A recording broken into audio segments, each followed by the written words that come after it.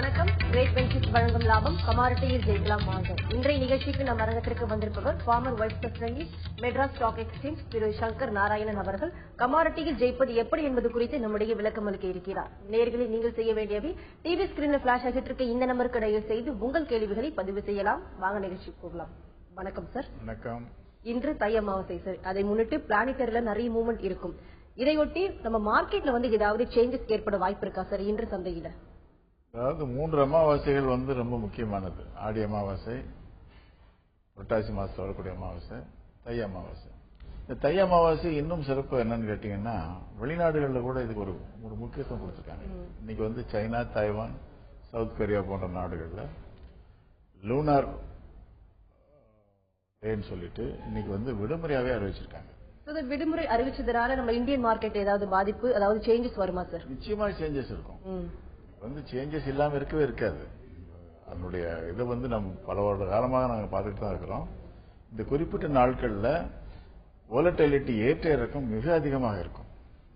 குறிப்பாக இன்னைக்கு பங்கு மார்க்கெட்ல கூட இதனுடைய எதிரொலி ஜாஸ்தி இருக்கும். கிட்டத்தட்ட ஒரு 200-300 பாயிண்ட்கள் குறைவதற்குண்டான வாய்ப்பு இருக்கு. அது மாதிரி நம்முடைய வானசாஸ்திரத்துல முன்னோர்கள் ரொம்ப திறமைசாலிகளாக இருந்து இதெல்லாம் கணிச்சாங்க. சூரிய கிரகணம் எந்த இடத்துல நடக்கும்னு சொல்லி, கொனாரக்கில் தான் நடக்கும்னு சொல்லி அப்பவே 1000 ஆண்டுகளுக்கு முன்னாலேயே கணிக்க முடிஞ்சிருக்கு. அதனுடைய உபயோகமானது இப்ப குறைவா இருக்கு நம்ம நாட்டில். இதை பத்தி இதனுடைய இம்பார்ட்டன்ஸை பத்தி யாருமே இதை பத்தி பேசுறதே கிடையாது. நம்ம தான் இப்ப பேச ஆரம்பிச்சிருக்கோம். இதனுடைய விளைவுகள் இப்ப தெரியும். இன்னைக்கு மார்க்கெட் பொதுவா எப்படி இருக்கும் சார்? இந்த கணிப்புல சேஞ்சஸ் இருக்குன்னு சொன்னீங்க. பொதுவா நம்ம ஜெனரலா பார்க்கும்போது இன்னைக்கு மார்க்கெட்ல எப்படி போகும்? ஏற்றம் இறக்கம் இருக்குமா சார்? இன்னைக்கு ஆரம்பத்துல பெருவாரியான இறக்கம் இருக்கும் நிச்சயமா. இன்னைக்கு ட்ரேட் பண்றவங்க நான் சொல்றது பங்கு மார்க்கெட்டை பத்தி சொல்றேன். மற்றபடி பொருள் வணிகத்தை பத்தி பேசும்போது நேச்சுரல் கேஸ் அது இன்னைக்கு ஒரு அபரிமிதமான வளர்ச்சி தொடருக்கு. கிட்டத்தட்ட நேற்று அதனுடைய விலை 321 ரூபா தான். இன்னைக்கு 335 கூட வரலாம். 14 ரூபாய் ஏறது கூட வாய்ப்புகள் நிறைய இருக்கு. அது மாதிரி நிக்கல் இன்னைக்கு சைனாவுடைய ஸ்லோ டவுன்னாலையும், சைனா மார்க்கெட் இன்னைக்கு ஹாலிடேங்கிறதுனாலையும் நிக்கல் இறங்குறதுக்குள்ள வாய்ப்புகள் அதிகமா இருக்கு. இதெல்லாம் நம்முடைய அனுமானம் தான். சரியாகவும் இருக்கலாம், ஓரளவு சரியா இருக்கும். மெஜாரிட்டி சரியா தான் இருக்கும். அதுக்கு முன்னால நேயர்களுக்கு இந்த லெவல்ஸ் கொடுத்துடலாம்னு நினைக்கிறேன். சார், இன்னைக்கு நம்ம கமாடிட்டி பத்தி சொல்லிட்டீங்க. பங்கு வர்த்தகம் இன்னைக்கு ஏற்றம் இறக்கம் காணப்படும், சேஞ்சஸ் இருக்கும் சொன்னீங்க. அதாவது கரன்சி இன்னைக்கு எப்படி இருக்கும் சார்? இன்னைக்கு கரன்சி ட்ரேட் கரன்சி இந்திய கரன்சியானது மறுபடியும் வலுவிலகத்தான் செய்யும். கிட்டத்தட்ட ஒரு 50 பைசாவாவது வலுவிழக்கும். 62 நேற்று விலை என்ன 62 ரூபா 36.21. ஆமா இருக்கு இல்லையா? இப்போ ஒரு 50 பைசா அதுல இருந்து ஏதாவது நாணயத்தினுடைய மதிப்பானது குறைவதற்குண்டான வாய்ப்பு இருக்கு. தொடர்ந்து பேசலாம் சார். ஒரு நேயர் லைன்ல இருக்காங்க. வணக்கம் பிரேமா. வணக்கம் மேடம். பேசுங்க. பேசலாம் பிரேமா. உங்க கேள்வியை தெளிவா கேளுங்க. Okay madam. Sir good morning sir. Good morning. சொல்லுங்க சார். இன்னைக்கு காப்பரோட ரேஞ்ச் வேணும் சார். எப்படி ஏறுங்களா இல்ல இன்னைக்கு இறங்குறதுக்கு தான் வாய்ப்பு அதிகமா இருக்கா? காப்பர் அவ்வளவு தூரத்துக்கு ஏறக்கூடிய வாய்ப்பு குறைவா இருக்குமா? இன்னைக்கு ஏற்கனவே இன்னைக்கு சைனா லீவு, ஹாலிடே. அதனால அதனுடைய லெவல் ஒன்னா சொல்றேன். 454 ரூபாய் 20 பைசா. குறைந்தபட்ச விலை 449 ரூபா 45 பைசா. இந்த 449 ரூபா 45 பைசாவுக்கு நீங்க வாங்குனீங்கன்னு சொன்னா உங்களுக்கு லாபம் அடைவதற்கு வாய்ப்பு இருக்கு. 54.20 என்பது சீலிங் பிரைஸ், அதிகபட்ச விலை. அந்த அளவுக்கு மேல போறதுக்குள்ள வாய்ப்புகள் குறைவா இருக்கு. இதுதான் காப்பருக்கு உண்டான லெவல்ஸ். பெரும்பாலான மக்கள் பாத்தீங்கன்னா இப்ப கமாடிட்டி ட்ரேடிங் ஈடுபடும் போது கரன்சி ட்ரேடிங்கா இருக்கணும். அவங்க லாபம் மட்டுமே ஒரு நோக்கத்தோட பாப்பாங்க. நஷ்டம் ஏற்படும் போது அந்த மாற்றத்தை ஏற்படுத்திக்க மாட்டாங்க. அதை பத்தி உங்க கருத்து என்ன சார்? லாபம் வரும்போது ஒரு சந்தோஷம். எல்லாருமே நீங்க ப்ரோக்ராமுக்கு பேரே லாபம் தான் வச்சிருக்கீங்க. அதாவது வியூவர்ஸுக்கு எல்லாருக்குமே லாபம் கிடைக்கணுங்கிற நோக்கத்துக்காக தான் அந்த ப்ரோக்ராமே பண்றோம். ஆனால் நஷ்டம் என்பது தவிர்க்க முடியாது. வியாபாரத்துல லாப நஷ்டம் என்பது அண்ணனும் தம்பி மாதிரி தான். அது யாராலையும் மாற்ற முடியாது. நம்மால செய்யக்கூடிய முயற்சி எல்லாம் என்னன்னு கேட்டா நஷ்டத்தை குறைப்பதுதான். நஷ்டத்தை தடுக்க கூட முடியாது. நம்ம ஒரு பொருள் வாங்குறோம், 300 ரூபாய்க்கு வாங்குறோம். நிச்சயமாக அது 300 விட்டு இறங்காதுன்னு சொல்ல முடியாது. என்ன செய்யலாம்? 300 விட்டு இறங்கும் போது சீக்கிரமாக வெளியே வந்துருங்கன்னு சொல்லலாம். 97லயோ 96லயோ 95லயோ வந்துருங்கன்னு சொல்லலாமே தவிர இறங்காது என்று கேரண்டி யாரும் சொல்ல முடியாது. அதனால நஷ்டம் என்பது லாப நஷ்டம். அதாவது நம்ம பேலன்ஸ் ஷீட்லயே பாத்தீங்கன்னா ப்ராஃபிட் அண்ட் லாஸ் ஸ்டேட்மெண்ட் தான் போடுறோம். ப்ராஃபிட்டும் வரும் வியாபாரத்துல, லாஸும் வரும். லாஸ் வரும்போது நம்ம எப்படி பிஹேவ் பண்ணணும், ப்ராஃபிட் வரும்போது எப்படி பிஹேவ் பண்ணணும் அப்படிங்கறத பத்தி தான் மக்களுக்கு நம்ம இப்ப கற்றுக் கொடுக்கறதுக்கு முயற்சி பண்றோம். சார், டெய்லி ட்ரேடிங்ல வந்து என்ன மாதிரியான டெக்னிக்கல்ஸ், அதாவது நுணுக்கங்களை வந்து ஃபாலோ பண்ணி நம்ம ட்ரேடிங் செய்யணும், அதாவது லாபம் அடைய என்ன மாதிரி செய்யணும் சார், நீங்க சொல்லுங்க. அதான் லெவல்ஸ் கொடுத்துறோம். தினசரி நம்ம லெவல்ஸ் இங்க வந்து கேட்டீங்கன்னா லெவல்ஸ் ஃப்ரீயாவே நம்ம கொடுத்துறோம். அந்த லெவல்ஸை வந்து நீங்க சரியான முறையில் உபயோகப்படுத்துறதுக்கு படிக்கணும். அவ்வளவுதான். இது வந்து ஒரு நீச்சல் கற்றுக் கொடுத்த மாதிரி தான். இந்த என்னென்ன ஸ்டைல்ல வந்து நீந்தணும், ஒரு கஷ்டம் வரும்போது லைஃப் ஜாக்கெட்டை உபயோகப்படுத்தணும் அப்படிங்கிற மாதிரி எல்லாம் நம்ம சொல்லிக் கொடுக்குறோம் இல்லையா. ரொம்ப பேனிக்கான நேரங்களில் வந்து தரமாரா விலை இறங்கும் போது நம்ம எப்படி நடந்துக்கணும் அப்படிங்கறதெல்லாம் வந்து பலவிதமான உத்திகளை நம்ம வந்து இதுல இருந்து கத்துக்கணும். சார், அதே மாதிரி ட்ரேடிங்ல வந்து ஈடுபடும் போது எக்ஸ்பீரியன்ஸ் வந்து அவசியமா சார்? எக்ஸ்பீரியன்ஸ் இருக்கணுமா, இல்ல ஃப்ரெஷர்ஸ் வந்து இத ஸ்டார்ட் பண்ணி நல்ல லட்சம் அடைய முடியுமா? ஃப்ரெஷ் எக்ஸ்பீரியன்ஸ்ங்கிறது எப்போ ஃப்ரெஷர்ஸா இருந்துதானே எக்ஸ்பீரியன்ஸ் வர முடியும். நானும் ஒரு காலத்துல ஃப்ரெஷரா இருந்தவன் தானே. ஃப்ரெஷரா இருக்கிறவங்க ஃப்ரெஷரா இருந்துதான் வந்து அவங்க வந்து பண்ண முடியும். அதனால வந்து அனுபவத்தோட தான் உள்ள நுழையணுங்கிறது முடியாது. நான் முதல்ல சொன்னேன், இது வந்து வியாபாரம், இந்த பங்கு மார்க்கெட்டுங்கிறது வந்து நீச்சல் கற்றுக்கொட்ட மாதிரி தான். தண்ணிக்குள்ள விழுந்துதான் படிக்க முடியும். வெளியே இருந்து கரையில இருந்துகிட்டே அப்படி கையை ஆட்டலாம் கால ஆட்டம்னு சொல்லிட்டு இருந்தா அது நடக்காது. உட்கார்ந்து பிராக்டிகலா ஒரு ட்ரையல் அண்ட் எரர் முதல்ல வந்து பேப்பர் ட்ரேடிங் மாதிரி பண்ணணும். ஒரு உத்தேசமா இந்த விலைக்கு நம்ம வாங்கியிருக்கோம், இது ஏறுதா இறங்குதான்னு பாத்துக்கணும். இப்ப நான் சொல்றேன் இந்த விலைக்கு வாங்குங்கன்னு சொல்லிட்டு அதை வந்து பேப்பர்ல எழுதி வச்சுக்க வேண்டியதான். பேப்பர் ட்ரேடிங்னு பேரு. அது எப்படி எந்த அளவுக்கு சக்சஸ் ஆகுது அப்படிங்கறத நம்ம பாத்துக்கணும். அதனால உள்ள விழுந்துதான் பார்க்க முடியும். It's called trial and error தான். முயற்சி பண்ணி தவறுதல்களை வந்து கண்டுபிடித்து எந்தெந்த உபாயங்கள் நமக்கு லாபகரமா இருக்குன்னு கண்டுபிடிச்சு தான் கொண்டு போகணும். தொடர்ந்து பேசலாம் சார். அடுத்து ஒரு நேர் லைன் இருக்காங்க. வணக்கம் சந்திரன். வணக்கம் மேடம். சொல்லுங்க சந்திரன், உங்க சந்தேகங்களை கேளுங்க. ஐயா வணக்கம். ஐயா வணக்கம் சந்திரன், சொல்லுங்க. ஐயா ஒண்ணுங்க, ஒரு சின்ன ஒரு டவுட்டுங்க. ஐயா நான் ஒரு நிறுவனத்துல அக்கௌண்ட் வச்சிருந்தேங்க. எதுங்க? நான் இந்த ஒரு நிறுவனத்துல அக்கௌண்ட் வச்சிருந்ததுங்க.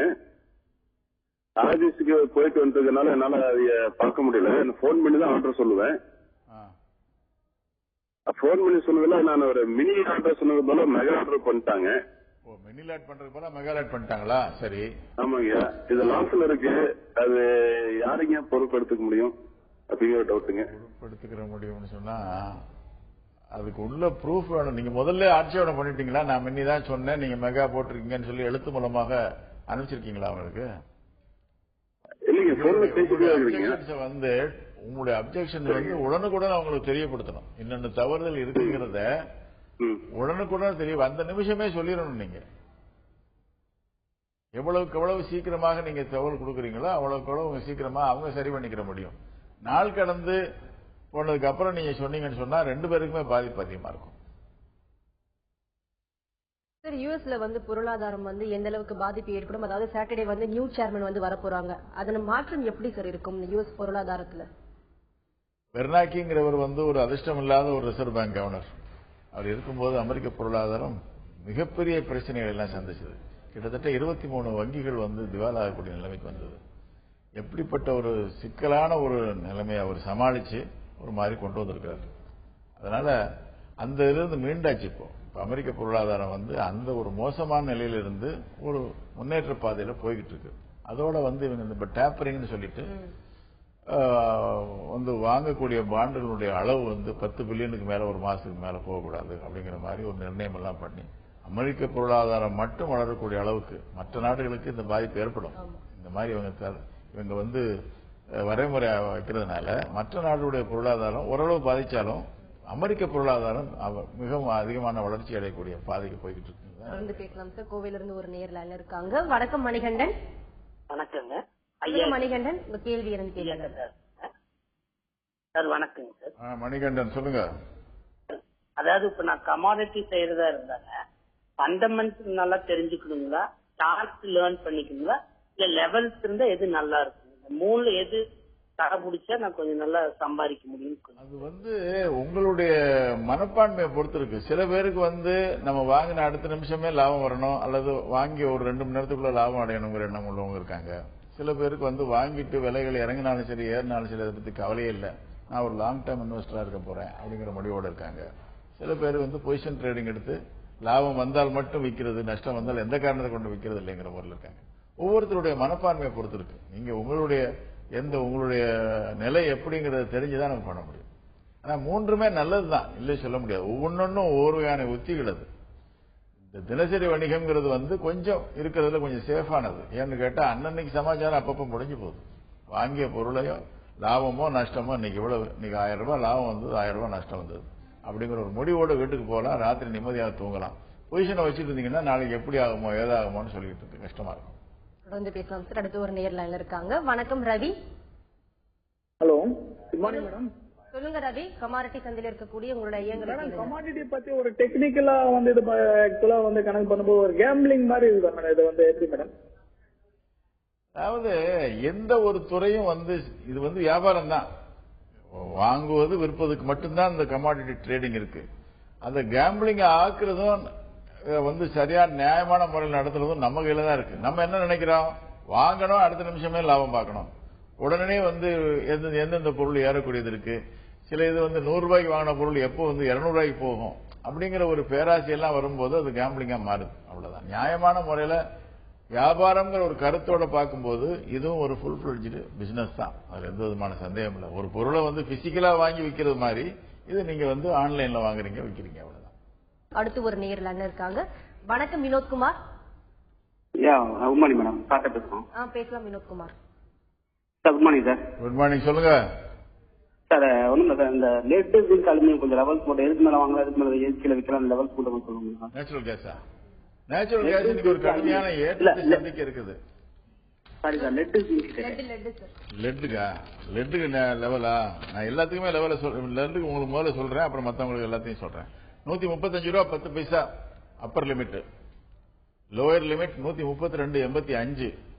இதுக்கு இடைப்பட்ட இடங்கள்ல நீங்க ட்ரேட் பண்ணிக்கலாம். 35.10க்கு மேல எந்த காரணத்தை கொண்டும் விற்க முற்படக்கூடாது. அதே மாதிரி 32.85க்கு கீழே போனால் வாங்குவதை தவிர்க்க வேண்டும். இதுதான் முக்கியம். ஒரு வேலி தான் இது. நான் கொடுக்கறது வந்து ஒரு வேலி தாண்டிய வெள்ளாடாக இருக்கக்கூடாது. வேலி தாண்டிட்டோம்னா நமக்கு ஆபத்து இருக்குன்னு அர்த்தம். எந்த பக்கம் தாண்டினாலும் சரிதான். தொடர்ந்து அடுத்த லெவல்ஸ் பார்க்கறதுக்கு முன்னாடி அடுத்து ஒரு நேர்ல இருக்காங்க சார். வணக்கம் சங்கர். Good morning madam. சொல்லுங்க சங்கர், உங்க சந்தேகங்களை கேட்கலாம். சார் வணக்கம் சார். வணக்கம். கேஸ் பாத்தீங்கன்னா நான் 35 ஷாட்ல இருக்கேன். எதுங்க? 305ல. நேச்சுரல் கேஸா? ஆமா சார். ரொம்ப டேஞ்சரஸ் பாயிண்ட் சார். அது ரொம்ப டேஞ்சரஸ் பாயிண்ட். அது நேற்று அது மேல போயிடுச்சு. ஐயோ, வெயிட் பண்ணலாமா சார்? பொசிஷன் ட்ரேடிங்ல வெயிட் பண்ணலாமா சார்? எந்த இது என்ன நாள் இருக்குது? இப்பதான் ஸ்டேட்மெண்ட், புது ஸ்டேட்மெண்ட் புது செட்டில்மெண்ட் ஆரம்பமாயிருக்கு. இருந்தாலும் வந்து நேச்சுரல் கேஸை பொறுத்த அளவுல இன்னும் இன்னைக்கு வந்து தாறுமாறான ஏறக்கூடிய வாய்ப்பு தான் அதிகமா இருக்கு. இதுல பொசிஷன் ட்ரேடிங்ல வச்சா நம்ம ப்ராஃபிட்டோட வெல்லலாம். என்ன பண்ண போறாங்கன்னு தெரியல. உங்களுக்கு மார்ஜின் எப்படி இருக்குன்னு தெரியலையே. நீங்க எந்த அளவுக்கு வச்சிருக்கீங்க, மார்ஜின் லெவல்லாம் சரியா இருக்கான்னு பாத்துக்கங்க. நீண்ட காலத்துல வச்சுக்க முடியும்னா வச்சிருங்க, அதை பத்தி பரவாயில்ல. குறைந்த காலத்துல கிடைச்சிரும்ல சார்? எதுங்க? நீண்ட காலம் வச்சிருந்தா அது லாபகரமா வெளியில வரலாம்ல சார்? அது வரலாம். இந்த வின்டர் முடிஞ்சு சம்மர் அங்க ஆரம்பம் ஆயிடுச்சுன்னு சொன்னா 300 ரூபாய்க்கு கீழே இறங்குறதுக்குள்ள வாய்ப்பு இருக்கு. ஆனா அது வரைக்கும் உங்களால தாக்கு பிடிச்சு நிக்க முடியுமா? இன்னைக்கு 330 335 கூட வரலாம். இதுதான் என்னுடைய அனுமானம். நான் இன்னைக்கு உங்களை பயமுடுத்ததா நீங்க நினைச்சுக்க கூடாது. சார், பிரேக்கு முன்னாடி பேசிட்டு இருந்த யூஎஸ் ஃபெட் மீட்டிங் வந்து வரப்போகுது. இந்திய கவர்னர் வந்து ஆர்பிஐ கவர்னர் வந்து மாற்ற பிறகு நிறைய ரகுராம் ராஜன் வந்து வந்த பிறகு நிறைய மாற்றங்கள் வந்து இந்திய பங்குச்சந்தையில பொருள் சந்தை ஏற்பட்டது சார். அதே மாதிரி வந்து யூஎஸ்ல ஏற்பட வாய்ப்புகள் இருக்கா? அதான் சொன்னேன் முதல்ல. பெர்னாக்கி வந்து நிறைய ஒரு கஷ்டமான சூழ்நிலையில அவர் வந்து சமாளிச்சு கொண்டு போனாரு. இந்த அம்மாவுக்கு இப்ப லேடி கவர்னர் வர்றாங்க. இவங்களுக்கு வந்து அவ்வளவு தூரத்துக்கு இருக்காது, கஷ்டப்பட வேண்டிய நிலைமை இருக்காது. எல்லாத்தையும் ஒரு நல்ல ஒரு ரோடு போட்ட மாதிரி போட்டு வச்சிருக்காங்க. அவர் இருக்கும்போது 22 வங்கிகள் வந்து திவாலாகக்கூடிய நிலையில இருந்தது. திவாலாகக்கூடிய ரொம்ப மோசமான நிலையில இருந்தது. இப்ப இவங்களுக்கெல்லாம் அந்த மாதிரி பிரச்சனை எல்லாம் கிடையாது. வந்து எல்லாத்தையுமே வந்து ஒடுக்கிட்டார். யுஎஸ் உடைய பொருளாதாரம் வந்து வளர்ச்சி பாதையை நோக்கி போய்கிட்டு இருக்கு. அதே மாதிரி ஏதாவது இன்கேஸ் ஏதாவது ஒரு சூழ்நிலை வந்து ஏற்படும் போது இந்திய பங்குச்சந்தை வந்து அது எந்த அளவுக்கு பாதிக்கும் சார்? அது பாதிக்க வாய்ப்புகள் இருக்கா? எப்படி இருக்குன்னு கேட்டீங்கன்னா, ஒருத்தருடைய லாபம் இன்னொருத்தருடைய நஷ்டங்கிற மாதிரி இருக்கு. அமெரிக்க பொருளாதாரம் வளர்ந்துன்னு சொன்னா இந்தியாவுக்கு அவ்வளவு தூரத்துக்கு நல்லா இருக்காது. அமெரிக்கா வீக்கா இருக்கும் போதுதான் இவர் பெரிய தாளம் போடுவார். அப்படி இருக்கு இப்படி இருக்கு, நாங்க அங்க எல்லாம் மோசமா இருக்கு, நம்முடைய பொருளாதாரம் வளர்ந்துருக்குன்னு சொல்லிக்கலாம். அந்த மாதிரி தான் ஒரு நிலைமை இருக்குது. அவங்க வந்து தன்னுடைய நாட்டினுடைய பொருளாதார வளர்ச்சியை மாத்திரம் கருத்தில் கொண்டு மற்ற நாடுகளை கொஞ்சம் அலட்சியப்படுத்தி பண்ற மாதிரி தெரியுது இந்த யுஎஸ்டைய நிகழ்ச்சி தான். அதனால நம்ம பொருளாதாரத்தை கொஞ்சம் பாதிக்கக்கூடிய தேவை தான் இருக்கும். என்னதான் அவர் நம்முடைய நிதி மந்திரி வந்து டேம்பரிங்கை பத்தி நான் கவலையே கிடையாது, நாங்க தயாரா இருக்கோம்னு சொல்றாரு கூட, நமக்கு ஒரு பாதிப்பு நிச்சயமா ஏற்படத்தான் செய்யும். நம்முடைய ரூபாயின் மதிப்பு தொடர்ந்து இன்னும் சரியத்தான் செய்யும். தொடர்ந்து பேசுவோம். நெக்ஸ்ட் காலர் லைன்ல இருக்காங்க. வணக்கம் சத்யன். வணக்கம் மேடம், சக்திவன் பேசுறேன் சேலத்துல இருந்து. சொல்லுங்க சத்யன், உங்க சந்தேகங்களை கேளுங்க. சிங்கினுடைய லெவல் இன்னைக்கு கொஞ்சம் சொல்லுங்க ஐயாவை. ஒண்ணு, இன்னொரு கேள்வி என்னன்னா, மார்க்கெட்ல வந்து பை போயிட்டே இருக்குதுன்னு சொன்னா ஒன்லி பையர் மட்டும்தான் அந்த ப்ராடக்ட் வாங்குறாங்களா, இல்ல செல்லரே இல்லையா? செல்லரும் பையரும் சேர்ந்துதான் நம்ம பிளக்சுவேஷன் இருக்கும். அப்போ பையர் உள்ள வந்துட்டாங்க, செல்லர் உள்ள வந்துட்டாங்க அப்படின்னு சொல்றாங்களா? அது மார்க்கெட்டே வந்து பையரும் உள்ள வந்து செல்லரும் உள்ள வந்துதான் நடக்குதா, இல்ல அது ஒரு வேவ்ஸாதான் போயிட்டு இருக்கு, அதுல நாம ஃபாலோ பண்ணி பயணம் பண்ணணுமா? முதல் கேள்வி என்ன? ஜிங்கோட லெவல் கேட்டார் சார். ஜிங்கோட லெவல் கொஞ்சம் வீக்கா தான் இருக்கு. 125.45 அப்பர் லெவல். 25.45க்கு மேல போனால் நீங்க விற்க கூடாது. 23.80 லோயர் லெவல். அதுக்கு கீழே போனா வாங்கக்கூடாது.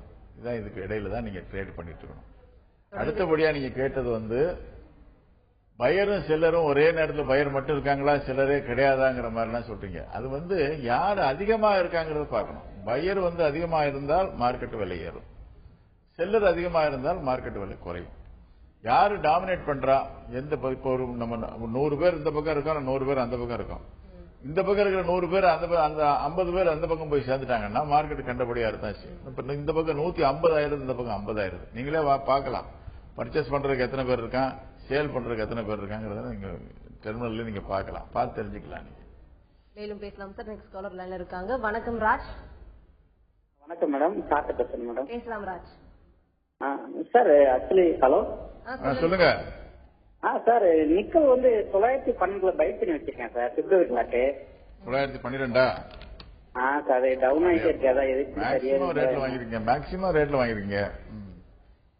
இல்ல ஆவரேஜ் பண்ணி ஏதாவது நான் ஏற வாய்ப்பு இருக்கேன் ஃபியூச்சர்ல. உங்களுக்கு மார்ஜின் சிஸ்டம், மார்ஜின்லாம் எப்படி இருக்கு? போதுமான அளவு இருக்கா? இருக்கு சார், பரவாயில்ல. போதுமான அளவு இருக்குன்னு சொன்னா இன்னைக்கு கொஞ்சம் இறங்குவதற்கு உண்டான வாய்ப்பு இருக்கு. 875 விட்டு கீழே இறங்குறதுக்கு உண்டான வாய்ப்பு இருக்கு. அந்த வாய்ப்பை பயன்படுத்திக்கிட்டு ஒரு லாட் வாங்கியிருக்கேன். வாங்கி அதன் மூலமாக ஒரு ட்ரேட் பண்ணி தான் குறைக்க முடியும். திடீரென்று உங்களுக்கு 912 ரூபா வர்றது கொஞ்சம் கஷ்டம் தான். 912 சொன்னார் அவரு. அதனால இன்னைக்கு 875 விட்டு இறங்கும் போது கண்டிப்பா ஒரு லாட் வாங்கிருங்க சார். மற்ற பொருட்களோட எண்ணிக்கை லெவல்ஸ் பத்தி சொல்லுங்க சார். லெவல்ஸ் வந்து அலுமினியம் லெவல் 107.25, 106.60. நான் சொல்றது upper level, lower level. Lower லெவலுக்கு கீழே வாங்கக்கூடாது, அப்பர் லெவலுக்கு மேல விற்கக்கூடாது. இதுதான் வந்து அடிப்படை அம்சம். காப்பர் 454.20, 449.45. crude oil 6,149, 6,058. 6,149க்கு மேல போனால் மேற்கொண்டு ஏறுவதற்கு உண்டான வாய்ப்பு இருக்கு. 6,058க்கு கீழே இறங்கினால் மேற்கொண்டு கீழே இறங்குவதற்குள்ள வாய்ப்பு வருது. கோல்டு 29,840. திரும்பவும் சொல்றேன், 29,840 அப்பர் லிமிட், 29,346 லோயர் லிமிட். 29,346க்கு கீழே இருந்தால் நீங்க வாங்காதீங்க. 29,840க்கு மேல போனால் விற்க முற்படாதீர்கள். லெட் அதே மாதிரி 135 upper limit, 32.85 lower limit. Natural gas இதுதான் ரொம்ப டேஞ்சரஸ் கவுண்டர். இன்னைக்கு எல்லாரும் எச்சரிக்கை உணர்வோடு இருக்கணும். நேச்சுரல் கேஸ் டீல் பண்றவங்க எல்லாம் ஓரளவு எச்சரிக்கையோட இருங்க. 322 ரூபா 40 பைசா அப்பர் லிமிட். நிச்சயமா இது வந்து அதிகமா இருக்கேங்கிறதுக்காக ஷார்ட் அடிச்சிடாதீங்க. ஆரம்பத்தில் 27 28 வந்ததுன்னா நீங்க ஷார்ட் அடிக்கணும், விற்கணுங்கிற முற்படாதீங்க. கூடுமான வரைக்கும் வாங்குவதற்கு முயற்சி பண்ணுங்க. 322.40 upper limit. Lower limit 303.50. Nickel நான் ஏற்கனவே சொல்லிட்டேன், 888.60, 875. சில்வர் வெள்ளி 45,074 ஹையர் லிமிட். லோயர் லிமிட் வந்து 43,844. ஜிங்க் 125.45, 123.80. இந்த லெவல்ஸ் எல்லாம் நீங்க குறிச்சுக்குங்க. குறிச்சுக்கிட்டு இதுக்கு இடையில நீங்க வந்து அப்பப்போ நீங்க வாங்கவோ விற்கவோ செய்து பண்ணிக்கலாம். லெவல் தாண்டும் போது அந்த வியாபாரம் பண்ணாம இருக்கிறது நல்லது. மேலும் பேசலாம் சார். நெக்ஸ்ட் காலர் லைன்ல இருக்காங்க. வணக்கம் மாணிக்கம். வணக்கம் மேடம். சொல்லுங்க மாணிக்கம், உங்க கேள்வி என்னன்னு கேளுங்க. குரூட் ஆயில பத்தி ஐயா கிட்ட கேள்வி கேட்கணுங்க. ஓகே, குரூட் ஆயில் பத்தி கேக்குறாரு. crude oil level இன்னைக்கு crude oil நேத்து தான் வந்து இன்வென்டரி வந்திருக்கு. இன்வென்டரி நெகட்டிவா வந்திருக்கு. நெகட்டிவா வந்தனால கொஞ்சம் ஏறத்தான் செய்யுது. இன்னைக்கு கொஞ்சம் ஸ்டாக்னண்டா தான் இருக்கும். அதான் சொன்னாலே 6149 தாண்டினா தான் அதுக்கு மறுபடியும் வலுப்பெறக்கூடிய வாய்ப்பு இருக்கு. 6149க்கு கீழே இருந்துன்னு சொன்னா வீக் ஆகிறதுக்கு தான் உள்ள சான்சஸ் அதிகமா இருக்கு. தொடர்ந்து பேசலாம் சார். அடுத்து ஒரு நேர் லைன்ல இருக்காங்க. வணக்கம் அசோக். மேடம் சார் கூட பேசலாமா மேடம்? பேசலாம் சார் கூட பேசணும் மேடம். பேசலாம். சொல்லுங்க, நேரம் குறைவா இருக்கு, பேசுங்க நீங்க. Ashok hello hello sir, morning sir.